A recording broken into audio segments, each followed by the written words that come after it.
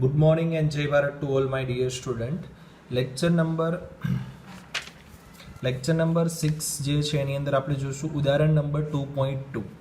ઉદાહરણ નંબર 2.2 ની અંદર શું કીધેલું છે કે બે વિદ્યુતભાર છે Q1 અને Q2.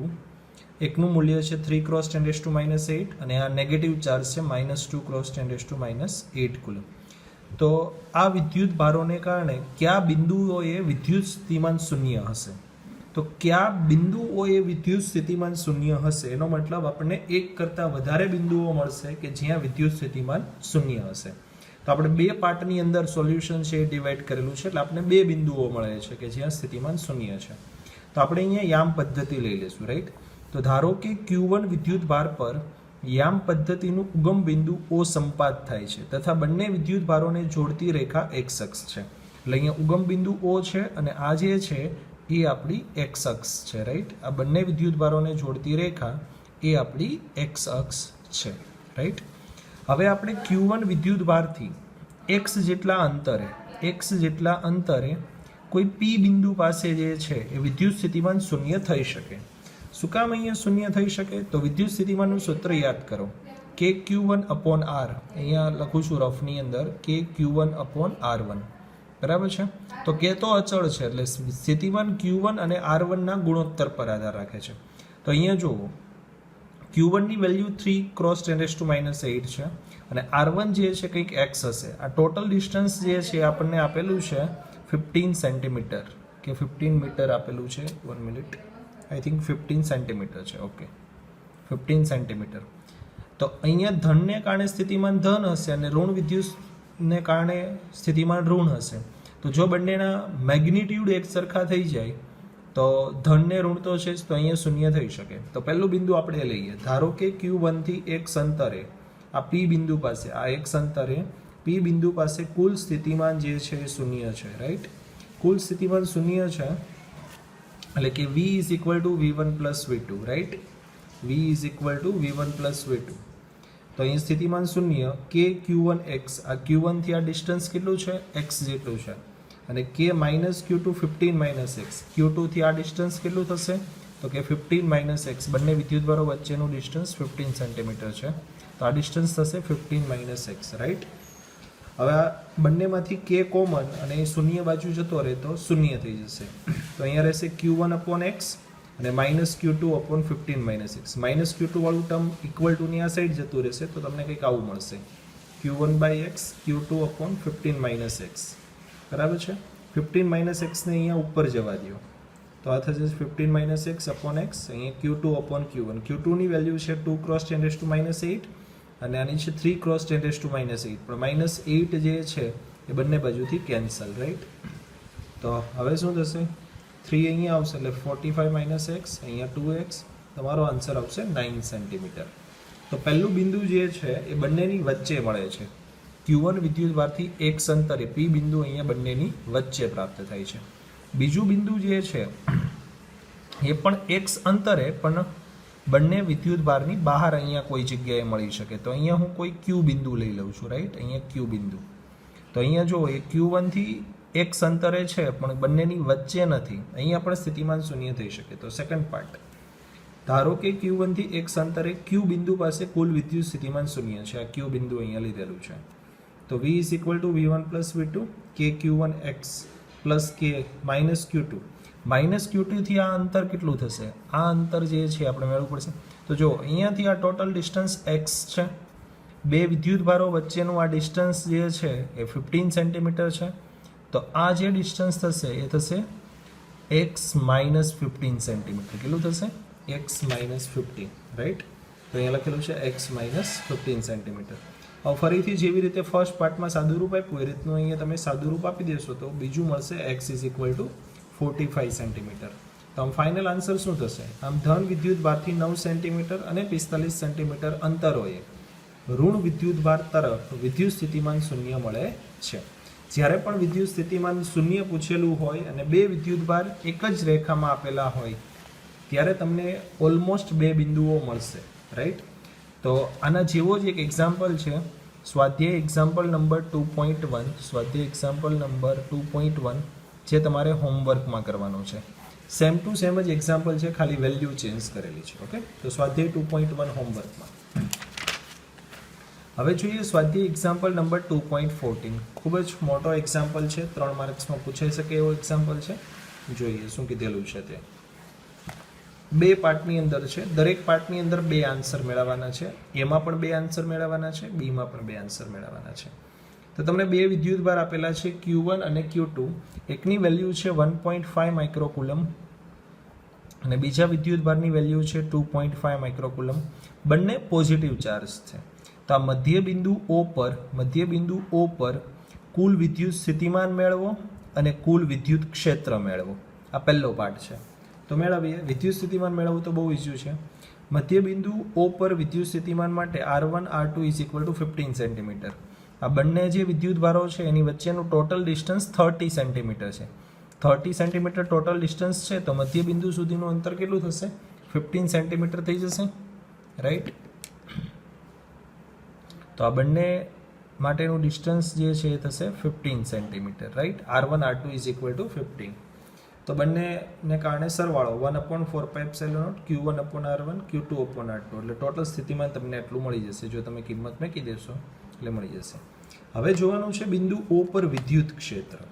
હવે અહીંયા તમારે વિદ્યુત ક્ષેત્ર મેળવવું છે બિંદુ O પર. તો બંને પોઝિટિવ ચાર્જ છે, તો આ Q1 ને કારણે વિદ્યુત ક્ષેત્ર જે છે એ આ બાજુ હશે, તો આ બાજુ હશે E1 અને Q2 ને કારણે વિદ્યુત ક્ષેત્ર છે એ આ બાજુ હશે E2. વિદ્યુત ભારથી દૂર તરફ વિદ્યુત ક્ષેત્ર હશે બંને, પણ અહીંયા Q2 ની વેલ્યુ વધુ છે એટલે E2 નું મૂલ્ય પણ વધુ હશે અને E1 નું મૂલ્ય ઓછું હશે. તો બિંદુ O પર વિદ્યુત ક્ષેત્ર E E2 - E1. મેં અહીંયા જો ડાયરેક્ટ દિશાઓ કન્સિડર કરીને જ બાદબાકી કરી દીધી છે. E2 નું મૂલ્ય વધારે હશે, E1 નું ઓછું હશે, બરાબર છે. તો કિંમત સૂત્ર મૂકી દઈએ KQ2/R², KQ1/, જો બંને જગ્યાએ R એટલા માટે રાખ્યા છે કે R સરખા છે બંને માટે. તો કિંમત મેકશો એટલે તમને આન્સર મળશે 4 × 10⁵ ન્યૂટન પર કુલમ. અહીંયા દિશા પણ લખેલી છે, વિદ્યુત ક્ષેત્રની દિશા 2.5 માઇક્રોકુલમથી 1.5 માઇક્રોકુલમ તરફની હોય છે. તો મધ્ય બિંદુ ઉપર વિદ્યુત સ્થિતિમાન અને વિદ્યુત ક્ષેત્ર કેવી રીતે મેળવી શકાય આપણે કહી દીધું. વિદ્યુત સ્થિતિમાન અદિશ રાશિ છે એટલે ખાલી તમારે મૂલ્ય કન્સિડર કરવું પડશે. આની અંદર તમારે દિશા કન્સિડર કરવી પડશે. દિશા કન્સિડર કરી એટલા માટે જ અહીંયા બાદબાકી આવે છે. E2 - E1. અહીંયા જુઓ મેં 2 જગ્યાએ દિશા દર્શાવેલી છે. E2 વિદ્યુત ક્ષેત્ર આ બાજુ છે અને E1 વિદ્યુત ક્ષેત્ર આ બાજુ છે. ખાસ ધ્યાન રાખજો અહીંયા. ઓકે. પાર્ટ બી ની અંદર આપણે વેક્ટરનો ઉપયોગ કરવાના છીએ. તો પાર્ટ બી ની અંદર શું કીધું છે કે આ Q1 અને Q2 ના મધ્યબિંદુ O થી 10 સેન્ટીમીટર લંબ અંતરે આવેલા P બિંદુ પાસે કુલ વિદ્યુત સ્થિતિમાન અને વિદ્યુત ક્ષેત્ર મેળવો.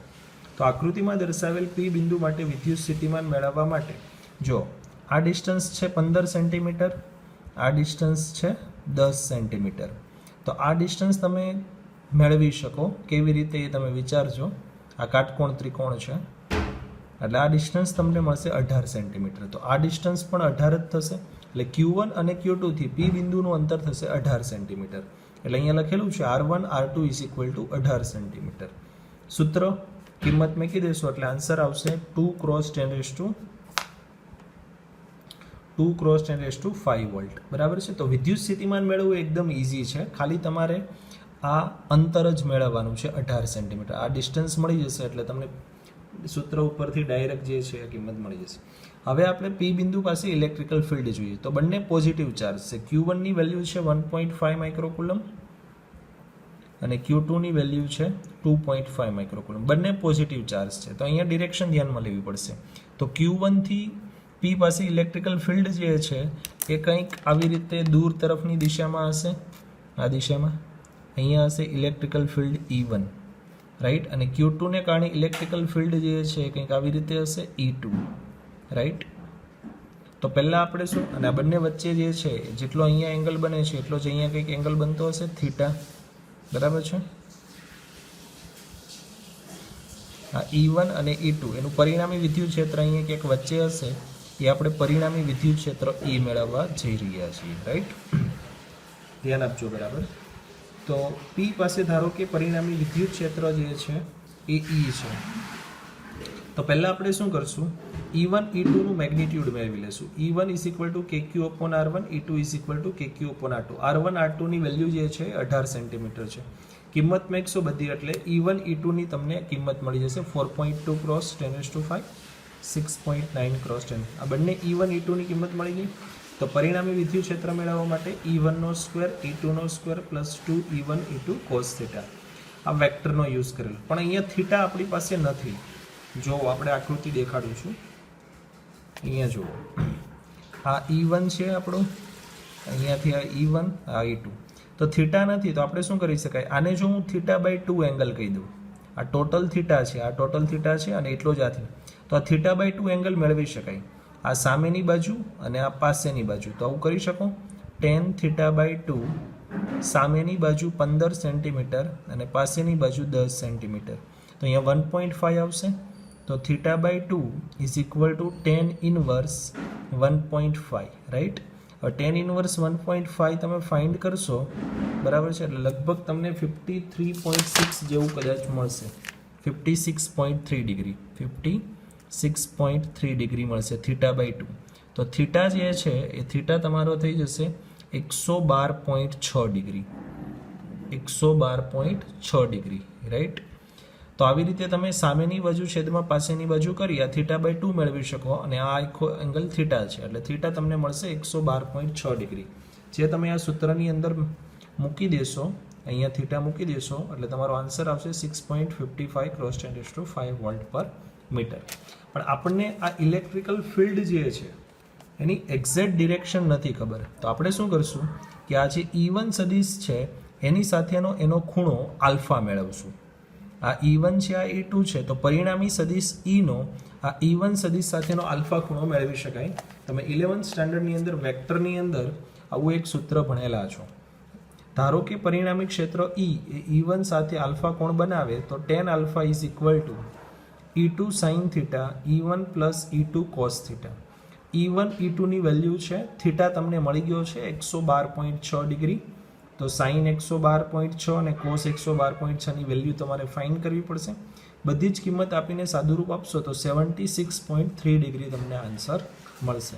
ઘણા વિદ્યાર્થીઓ અહીંયા સુધી એક્ઝામ્પલ ગણે છે, પણ હકીકતમાં તો અહીંયા સુધી તમારે એક્ઝામ્પલ ગણવો જોઈએ અને લાસ્ટમાં લખવું જોઈએ કે અહીંયા પરિણામી ક્ષેત્ર E એ E1 સદિશ સાથે 76.3 ડિગ્રી કોણ બનાવતી દિશામાં છે, બરાબર છે. તો આ જે એક્ઝામ્પલ છે એની અંદર આ વિદ્યુત ક્ષેત્રવાળો જે છેલ્લો પોર્શન છે એની અંદર આપણે વેક્ટરનો ઉપયોગ કરીએ છીએ, એટલે બરાબર ધ્યાન આપીને ગણજો, 1-2 વખત પ્રેક્ટિસ કરજો, ઇઝીલી આવડી જશે. કશું નવીન વસ્તુ તો નથી જોઈએ.